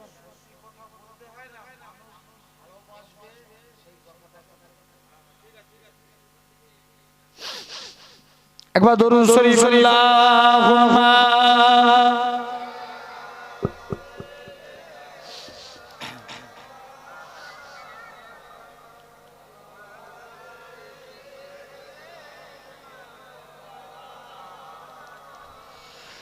জাগানা জুড়ে মুহাম্মাদু কা নিশানা থেকে जाता है জাগানা জুড়ে মুহাম্মাদু কা নিশানা থেকে जाता है জাগানা জুড়ে মুহাম্মাদু কা নিশানা থেকে जाता है तो फिर चलता हुआ एकदम तो फिर चलता हुआ एकदम जमाना ठहर जाता है जोरे बोलबे আরেকটু জোরে হবে तो फिर चलता हुआ एकदम जमाना ठहर जाता है कसम खा के मैं कहता हूँ कि गाने सुर पर जाकर कसम खा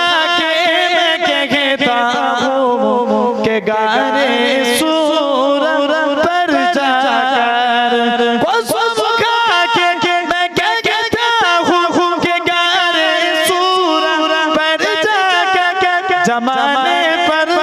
जमाने पर यारों का याराना ठहर जाता है आरो जोरे होवे ने जमाने पर यारों का याराना ठहर जाता है गवाह है मस्जिदे नबवी के दीवारे के सजदे में जोरे बोलबे ना सुभान अल्लाह আরেকটু জোরে হবে না गवाह है मस्जिदे नबवी के दीवारे के सजदे में गवाह है मस्जिदे नबवी के दीवारे के सजदे में नवासा हो जो कमलो नवासा हो जो कमलो तो आना ठहर जाता है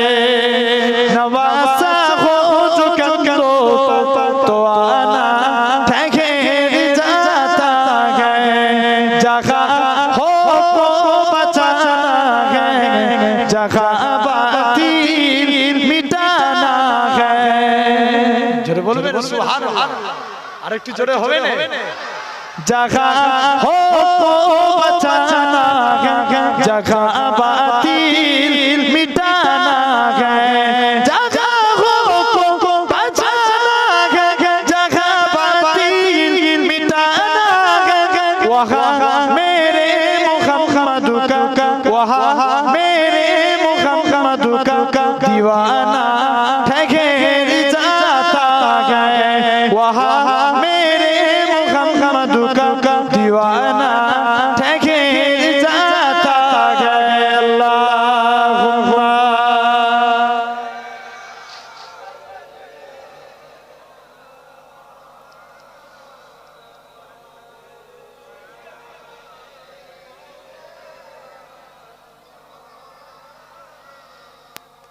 আমার ভাইরা যুবকেরা তো ভাই যে কথা বলছিলাম, তাহলে ওমর হুজুরের কাছে মাতালটা মনে মনে তওবা করলো, আল্লাহ তুমি যদি মদের বোতলকে দুধে পরিণত করতে পারো, জীবনের মতো মদ খাওয়া ত্যাগ করে দেব। ওমর হুজুর বলে দেখা কি আছে, যখনই বগল তুলে দেখে আল্লাহর হুকুমে ওই মদের বোতলটা দুধে পরিণত হয়ে গেছে। আরেকটু জোরে হবে না? তো এইদিকে সাহাবী, এখন যে সাহাবীর কথা বলছিলাম মনে আছে তো? সাহাবী মদ খেয়ে রাসূলুল্লাহর দরবারে গেছে, বলেছে কি কথা বলবো না, মিথ্যা কথা বলবো না। সাহাবী মদ খেয়ে রাসূলুল্লাহর দরবারে গেছে, বাবা কে কি করেছো বলো। সাহাবী বলে হুজুর তওবা করছি আজ জীবনে, তবে আজকে আপনার কাছে ওয়াদা করছি মদ আমি হুজুর খেয়ে ফেলেছি, তবে আজকে ওয়াদা করছি আমি জীবনের মতো মদ খাওয়া ত্যাগ করব। আরেকটু জোরে হবে না? কটা দুটো অভ্যাস ছেড়ে গেল। তৃতীয় নাম্বার সাহাবী আবার আসে, হুজুর আমি জীবনে মিথ্যা কথা বলবো না, আপনার কাছে ওয়াদা করেছি হুজুর, আপনার কাছে ওয়াদা করছি হুজুর, আজকের দিন থেকে আমি কথা দিলাম নামাজ পড়বো। সাহাবী তাহলে একটা ভালো আমল মানুষকে পরিবর্তন করে, ঠিক কি না? একটা ভালো আমল তো সেরকম দেখবেন একটা গুনার কাজ মানুষকে ধ্বংস করে, ঠিক না ভুল বলছি? যখন দেখবেন মানুষ একটা কোনো গুনাহের কাজে লিপ্ত হয়ে গেল, আস্তে আস্তে দেখবেন একটা গুনাহ করতে করতে সে যদি তওবা করে না ফিরে আসে, তাকে বিভিন্ন গুনার মধ্যে তাকে বেষ্টিত করা হয়ে যায়, ঠিক কি না? শয়তান বিভিন্ন ধরনের গুনার মধ্যে তাকে ফেলে দিবে, আস্তে আস্তে করে সে বড় গুনাহগার হয়ে যাবে, ঠিক কি না? আমার ভাইরা তাই অচিরে আটটা আমার কাজ হলো তওবা করা। নেতাজিরা আজকে আল্লাহর কাছে তওবা করে আল্লাহ তাকে আমাকে কবুল করে নেবে। ভাই তো আমি যে কথা আলোচনা করতে করতে এই প্রসঙ্গে আসলাম, তাহলে নেতা চিনে মুখকে কন্ট্রোল করে। তাহলে আজ আমি দেখেন দিকে আজকে যে কথা বলছিলাম, তাহলে আমরা যদি টিকিট নিয়ে যেতে পারি ইনশাআল্লাহ নাজাত পেয়ে যাব। সেই টিকিট হলো কলেমা। আজকে দিকে এই কলেমাকে মিটানোর চেষ্টা চলছে, তবে আজকে এই ভাঙরের জমিনে বসে বলে যাচ্ছি মানুষ যদি হাজারো চেষ্টা করে ইসলামকে কলেমাকে কেউ কোনোদিন মিটাতে পারবে? আওয়াজ জোর করে বলেন পারবে? আরো জোরে বলেন পারবে? ইনশাআল্লাহ ওপেন চ্যালেঞ্জ দিয়ে বলে যাচ্ছি যতদিন এই দুনিয়াতে আল্লাহর গোলামরা বেঁচে থাকবে, মুস্তাফা জানের রহমতের গোলামরা থাকবে, ইনশাআল্লাহ तमाम পৃথিবীর বুকে ইসলামের ঝান্ডা উড়বে। জোরে বলে আরো জোরে বলে। কেউ মিটাতে পারবে? কারুর ক্ষমতা নাই, ঠিক কি না? আমার ভাইরা যুবকেরা তরুণেরা তাহলে আজ হবে আমরা নেতা চিন্তা আমল করব, ঠিক কি না? বলেন ইনশাআল্লাহ। কবরে গেলে তাহলে নবীকে কবরে এনে হাজির করানো হবে, তাহলে আগে নেতা চিনে তুমি আমল করো, যাই আমল করো দেখবেন দাড়ি রাখেন, নবী চিনে দাড়ি রাখেন, আল্লাহ আটটা দাড়ি রাখাকে কবুল করে। জোরে বল। আমার ভাইরা তাহলে নবীকে কবরে না হাজির করানো হবে, যে নেতা চিনতে পারবে তার কবরে নাজাত, যে নেতা চিনতে পারবে না তার কবরে নাজাত নাই। আর দুনিয়ার জমিনে দেখতে পাওয়া যাবে কবরে একটা হাদিসে বলা হচ্ছে তিনটে সওয়াল করা হবে। মান রাব্বুকা, তোমার রব কে? মা দীনুকা, তোমার দিন কি? মান নবিয়ুকা, তোমার নবী কে? তোমার রব কে প্রশ্ন কেন করা হবে? মুফাসসিররা ব্যাখ্যার মধ্যে লিখছেন অনেকে দেবদেবীর পূজা করে, তোমরা কাকে রব বলে মেনেছো? তখন আমরা উত্তর দেব কি রাব্বি। জোরে বলো। আমাদের তো মুখস্থ হবে, মুখ দিয়ে বলো সব হবে। রাব্বি, সবাই মিলে জোর করে বলেন রাব্বি আল্লাহ। আমরা আল্লাহকে রব বলে মেনে নিয়েছি, তাহলে ফার্স্ট প্রশ্নের উত্তর দিয়ে দিয়েছি, দ্বিতীয় প্রশ্ন করার দরকার নাই। করছে কেন? কোন ধর্ম দিয়ে আল্লাহকে মানো? খ্রিস্টান তারাও আল্লাহকে মানে না। ইহুদি তারাও আল্লাহকে মানে কোন ধর্ম দিয়ে আল্লাহকে মেনেছো তখন আমরা উত্তর দেব দ্বীনি ইসলাম ইসলাম ধর্ম দিয়ে আল্লাহকে উত্তর কি হবে দ্বীনি ইসলাম ইসলাম ধর্ম দিয়ে আল্লাহকে মেনে নিয়েছি তৃতীয় প্রশ্ন করার দরকার নাই করছে কেন ওমান নবিয়ুকা তোমার নবীটাকে তোমরা কাকে নবী বলে মেনেছো তখন আমরা উত্তর দেব নবী মুহাম্মদ সাল্লাল্লাহু আলাইহি ওয়াসাল্লাম যখন এই উত্তর দিয়ে দেব তার কবরটা আল্লাহ জান্নাত সুরঙ্গ করে দিবে আরেকটু জোরে বলবে না আর যদি উত্তর না দিতে পারি কি হালত হবে বুঝতে পারছেন আচ্ছা বলুন তো ভাইগুলো বাবুগুলো সব বসে আছে হঠাৎ করে বাড়িতে কারেন্ট চলে গেছে অন্ধকার হয়ে যায় না একটা ভয় টাইপের অন্তরে এসে যায় না আপনি সঙ্গে সঙ্গে মোবাইলে ফ্ল্যাশ লাইট অন করেন কি আপনাকে ভয় লেগে যায় তাহলে আজকে চিন্তা করে দেখেন দুনিয়াতে কারেন্ট চলে গেলে যদি এত ভয় লাগে যে কবর কোন জায়গায় ফাঁকা থাকে চেপে চেপে মাটি ঠিক না ভুল বলছি কবর কোন জায়গায় ফাঁকা রাখে না চেপে চেপে মাটি যায় দেখবেন সেই কবরে এত অন্ধকার হবে ভয়ানক অন্ধকার দুনিয়ার অন্ধকারের থেকে 70 গুণ বেশি অন্ধকার হবে সেই কবরে যদি আমরা আল্লাহর কাছে মুখ নিয়ে দাঁড়াবো যদি আমল করে যায় যদি নেতা চিনতে পারি ইনশাআল্লাহ নেতার ওসিলায় কবরটা তার বেহেশতের গোলাপ ফুলের বাগান হয়ে যাবে জোরে জোরে দাঁড়িয়ে রেখে যদি কবরে যেতে পারি আল্লাহর ফেরেশতারা দেখলেই চিনবে এটা হলো গোলামী মুস্তাফা জোরে বলে ঠিক কি না ভুল আর তা না হলে ফেরেশতা আল্লাহ কবরে পাঠাবে এই যে আমার হাতটা এই জায়গায় ঠেকছে আমি বুঝতে পারছি তো কোন জায়গায় হাত ঠেকছে আরে কথা বলো সে ফেরেশতা চোখেও দেখতে পাবে না কানেও শুনতে পাবে না এই যে কোন জায়গায় মারলে যে অনুভূতি হয় অনুভূতি শক্তি হবে না যতদিন ফজর থেকে জোহর জোহর থেকে আসর আসর থেকে মাগরিব মাগরিব টু ঈশা ঈশা টু আবার ফজর কন্টিনিউয়াসলি তার মার আর যদি আমল করে যায় আল্লাহ তার কবরটাকে জান্নাতের গোলাপ ফুলের বাগান বানিয়ে দিবে জোরে বলে ভাই নেতা চিনবো আল্লাহ রাসূলের দেখেন নেতা চিনেছিল সাহাবা হুজুররা আল্লাহ রাসূলের এক সাহাবী ছিলেন যার নাম ছিল হযরত সাদ খুব কালো রঙের দেখতে এত কালো আটটা কেউ পছন্দ করবে কেউ বিয়ে করতে চায় না আজ দেখবেন সমাজে কালো মানুষের কপালে খারাপই আছে ঠিক কি না আরে কথা বলেন আছে না নাই কালো মেয়ে হলে চলে বিয়ে চাই বাস্তব কথা আমি এটা আমাকে বলার জন্য না আপনারা বাস্তবকে ভেবে বলুন কালো মেয়ে হলে চট করে বিয়ে করতে চাই কেউ দেখবেন না ছেলে কারণ রাসূলুল্লাহ জামানায় ছিল দ্বীনের দিকে লক্ষ্য করে আর এখন আমাদের মেয়ের বাপেরাও দেখবেন আল্লাহ রাসূল মেয়েদের বিয়ে দিয়েছে টাকা দিয়েছে হযরতে নাই ভাববেন হযরত উসমান গনি বড় লোক ছিলেন অবশ্যই রাসূলুল্লাহ বলেছিলেন রাসূলুল্লাহর প্রথম কন্যা ইন্তেকালের পর আরেক কন্যার সঙ্গে উসমানের বিয়ে দিয়েছিলেন আল্লাহ নবী বলেছিলেন যদি আমার আরেকটা কন্যা থাকতো আমি উসমানকে আরেকটা কন্যার সঙ্গে বিয়ে দিয়ে দিতাম জোরে বলে আরো জোরে হবে না আর হযরতে আলী তিনি বড় লোক ছিলেন কথা বলে আম্মা জান আল্লাহ রাসূলের বেটি ফাতিমার বিবাহের বন্দোবস্ত করা হলো খেয়াল করে শুনে সবাই বিয়ের প্রস্তাব দেয় বড় কোটিপতি সাহাবারা বিয়ের প্রস্তাব দেয় সবাই রাসূলুল্লাহ সবার বিয়ের প্রস্তাবকে প্রত্যাখ্যান করে দিলেন সবাই বিয়ের প্রস্তাবকে প্রত্যাখ্যান করে দিলেন চারজন মিলে হযরত আলীকে ডাকলেন আটটা আবু বকর ওসমান সবাই মিলে বলে আলী তুমি একবার যাও না ওমর সবাই মিলে ডেকে বলে আলী তুমি একবার যে বলে দেখো প্রথম দিন হযরত আলী গেলেন রাসূলুল্লাহর দরবারে যে লজ্জায় কোনো কথা বলতে পারে না বেরিয়ে চলে দ্বিতীয় দিন গেলেন খুব খেয়াল করে শুনেন কেন কথাটা বলছি খুব দ্বিতীয় দিন গেলেন দ্বিতীয় দিন যে কথাটা বলতে যাবে দ্বিতীয় দিন হযরত আলী বলতে পারলেন আবার ফিরে চলে আল্লাহর নবী হুজুর একটা কথা বলবো আল্লাহ বললেন বাবা আলী কি বলবে বলো কিছু বলতে পারেন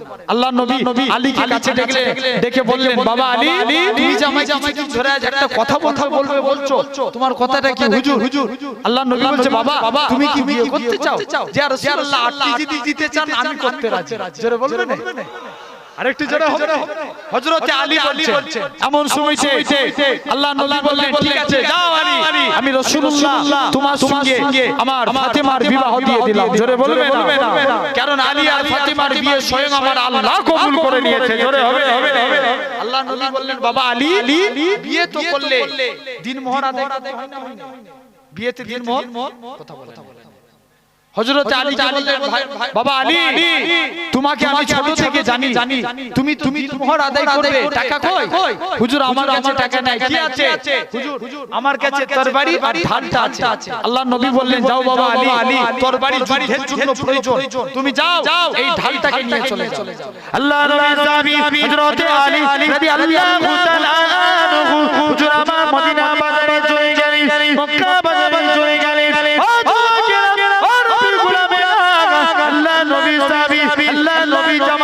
হযরত সেনে আলী রাদিয়াল্লাহু তাআলা আনহু হুজরামা মদিনার বাজারে ঢালখানাকে বিক্রয় করতে চলে গেলেন প্রতিমধ্যে হযরত উসমানের সঙ্গে দেখা হলো হযরত উসমান বলে ও রাসূলুল্লাহ সাহাবী ও হযরত আলী তুমি কোথায় যাচ্ছ হযরত আলী বলে ভাই উসমান আল্লাহর নবী ফাতেমা রাদিয়াল্লাহু তাআলা আনহার সঙ্গে আমি আলী বিবাহ ঠিক করে দিয়েছে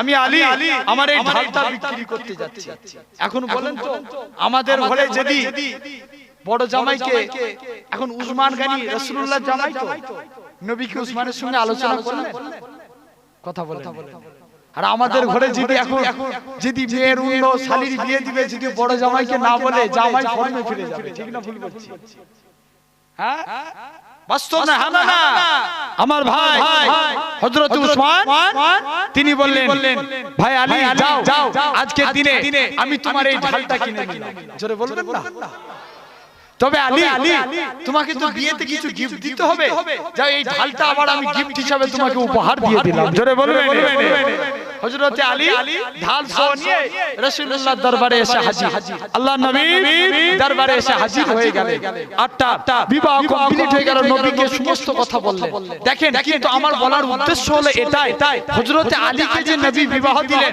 আলী হুজুর কি টাকা দেখে রাসূলুল্লাহ বিবাহ দিলেন কি দেখলেন ছেলে কিনা ঠিক কিনা কিন্তু আজ বাস্তব বুকে হাত রেখে যে যত মানুষ যাই বলুক দেখে নেবেন আজকে আটটার মেয়ের বাপেরা ছেলে দেখে ছেলের কত টাকা আছে ঠিক না ছেলে কোথায় কাজ করে সরকারি না বেসরকারি ঠিক না ভুল বলছি কথা বলে ছেলের পজিশন দেখে মেয়ের বিবাহ দেয় কিন্তু দেখেন আল্লাহর ওলিরা ছোট হুজুর কেবলা এরকম ভাবে দেখেন আল্লাহর ওলিরা আমি আমার নানা হুজুরের কথা বলি সব মেয়েদের বিবাহ দিয়েছে আটটা শুধু মাওলানা দেখে ছেলেগুলো দিনদার কিনা তারপরে কোনো দেখে না ছেলে টাকা আছে কিনা জমি আছে কিনা তাদের খেয়ালাতটা ছিল আল্লাহ রাসূলের জোরে বলে আমার ভাইরা এদিকে সাহাবী দেখেন কেমন নেতা মেনেছে সাহাবী বলেন হুজুর কালো বলে যে মেয়ে কি বিয়ের প্রস্তাব দিয়ে কেউ আমাকে বিয়ে করতে চায় আল্লাহ নবী বলছে এই ব্যাপার যাও তুমি চলে যাও আমি রাসূলুল্লাহ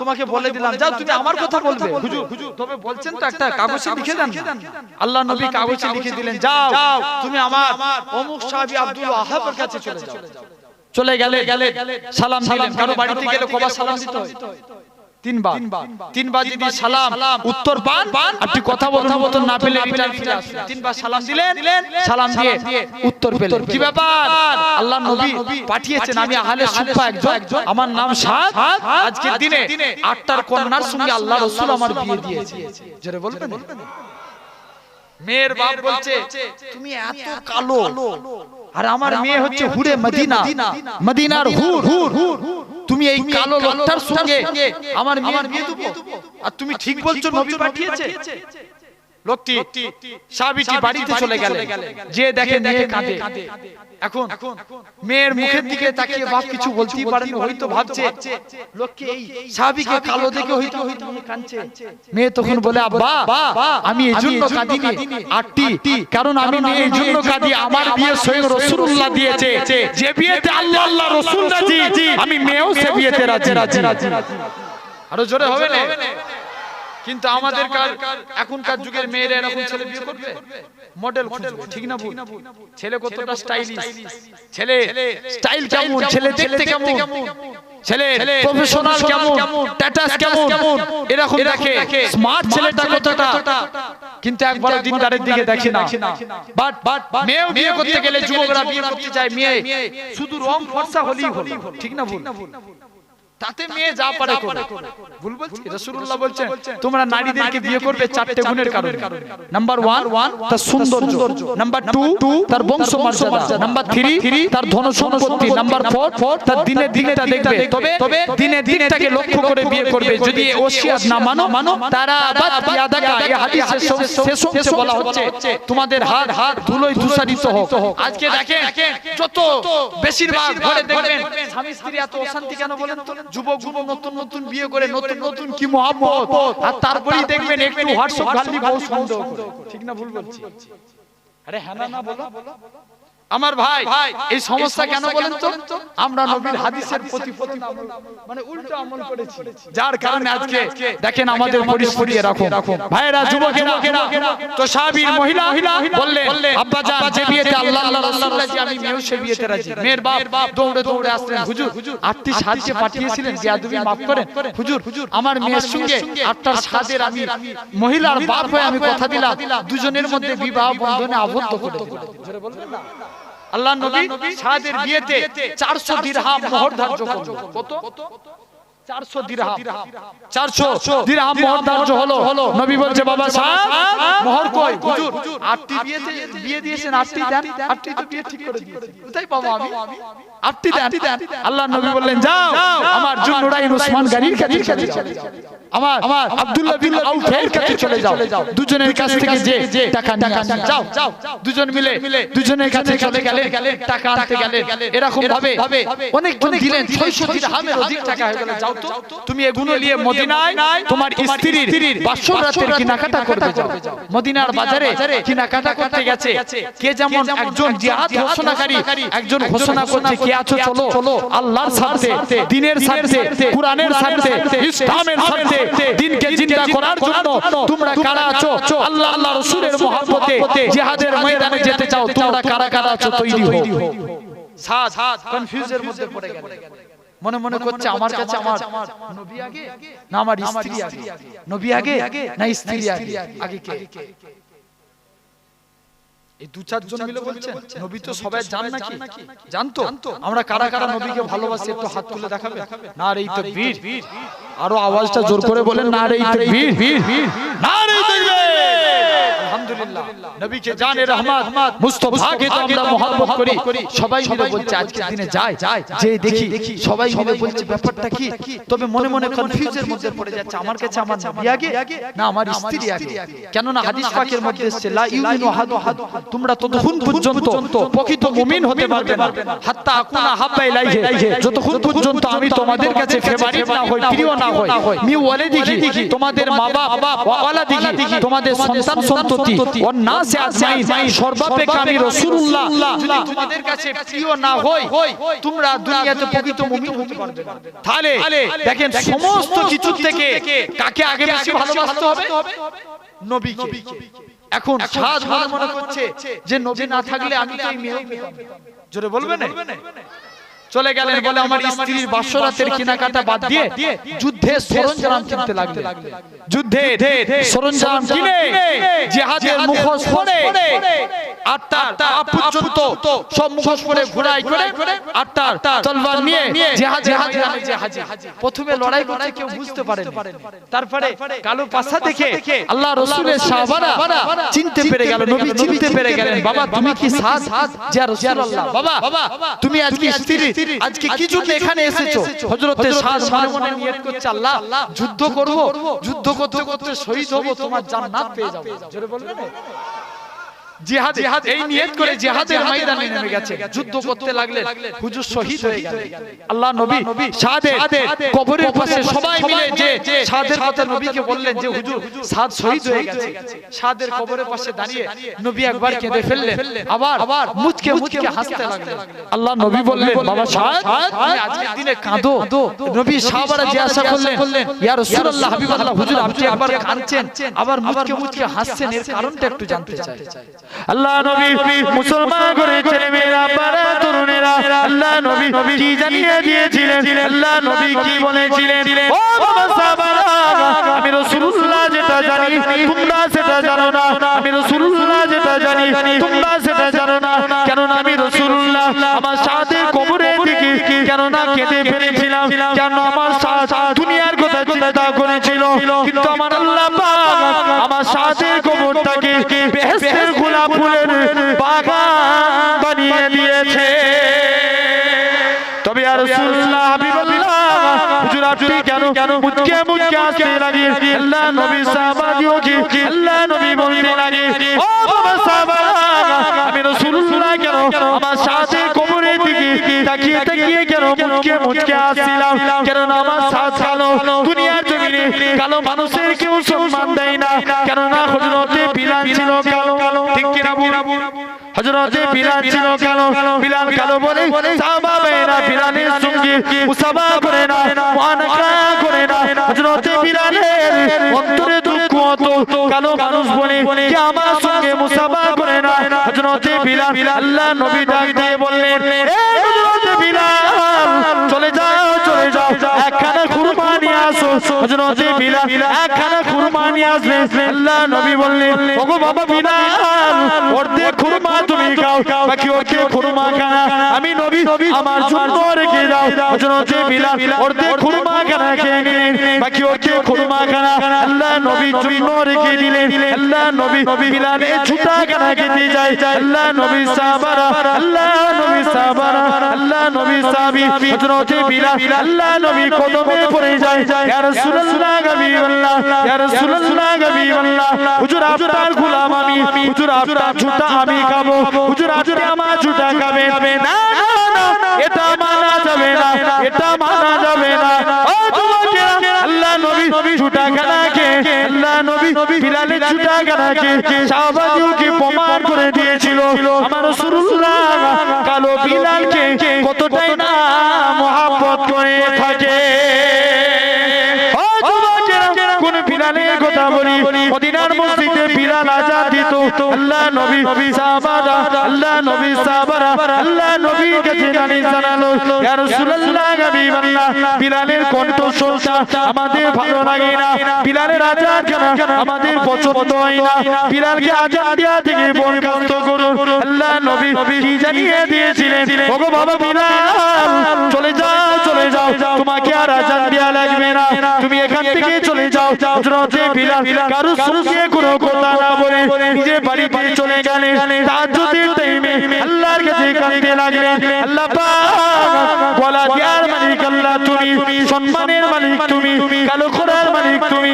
আল্লাহ যদি আযানের মধ্যে আশহাদু আন্না মুহাম্মাদার রাসূলুল্লাহ এই কথাটা না বলতে পারি, আমি বিলাল বুক পেতে মারা যাব। আল্লাহ তুমি আমার উপরে যথেষ্ট হয়ে যাও, আল্লাহ তোমার উপরে ভরসা করে রইলাম। ও যুবকেরা, পরের দিন ফজরের সময় হয়ে যায়, মদিনার মসজিদে আযান হয় না, কে আযান কেন দিবে?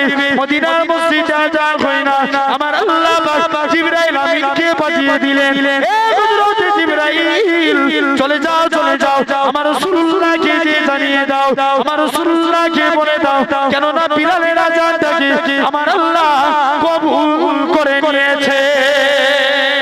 ও যুবকেরা, কোন বিলালের কথা বলি?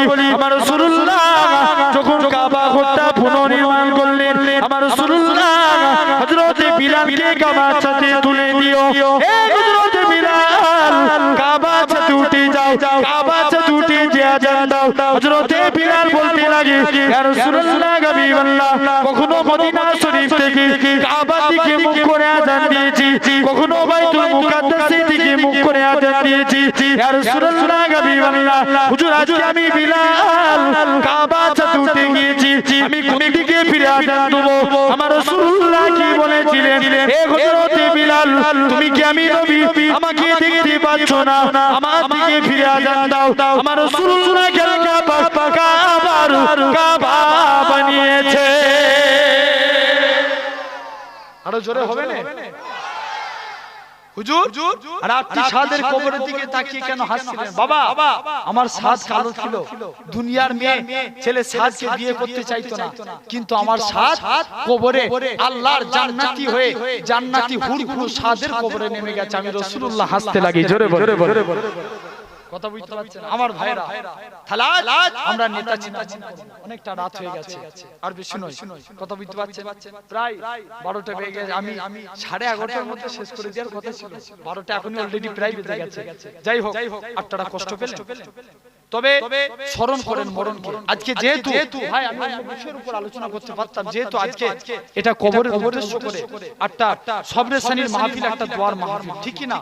প্রতি বছর হয়। আমার ভাইরা এই গ্রামবাসী এলাকা সবাই মিলে বসে মাশাআল্লাহ আপনারা করেছেন, আলহামদুলিল্লাহ। ভাই আল্লাহ পাক রব্বুল আলামিন কবুল করেন। সকলে যতটুকু আলোচনা করলাম, কেউ কষ্ট পেলেন? যে কষ্ট পেলেন? জি ভাই যতটুকু আলোচনা করলাম, আল্লাহ যেন সকলকে আল্লাহ আমল করার তৌফিক দেন। বলেন আল্লাহুম্মা আমিন। কবরকে স্মরণ করুন, নিজের মরণকে স্মরণ করুন। রাসূলুল্লাহ বলছে কাফা বিল মাউতে, মরণকে বেশি বেশি করে স্মরণ করো। ভাই বিদায় বেলা তো আবার বলে গেলাম, রাসূলুল্লাহ নামাজ মুখ হন, মসজিদ মুখ হন, রাসূলুল্লাহ সুন্নাতকে দাড়িকে ভালোবাসুন, রাসূলুল্লাহ সুন্নাতকে ভালোবাসুন। আল্লাহ কবুল করে নেবে। আল্লাহ যতটুকু বলালেন, কেউ কষ্ট পাননি তো? কেউ কষ্ট পেয়েছে? কারা কারা ভাই বলে একটু ভালোবাসেন হাত তুলে দেখান দেখেন। এই হাতগুলো মুনাফিকি হাত নয় তো? একদম অন্তর থেকে বলছেন তো? না রে তাকবীর, হাত তুলে রাখেন।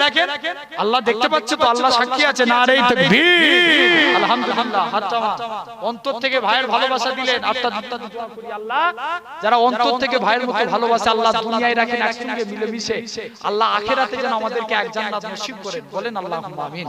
আসেন আমরা পাক মাহফিলে দাঁড়িয়ে সবাই নবীর সামনে একটু সালাম দেব। সকলে দাঁড়ান। ইয়া নবী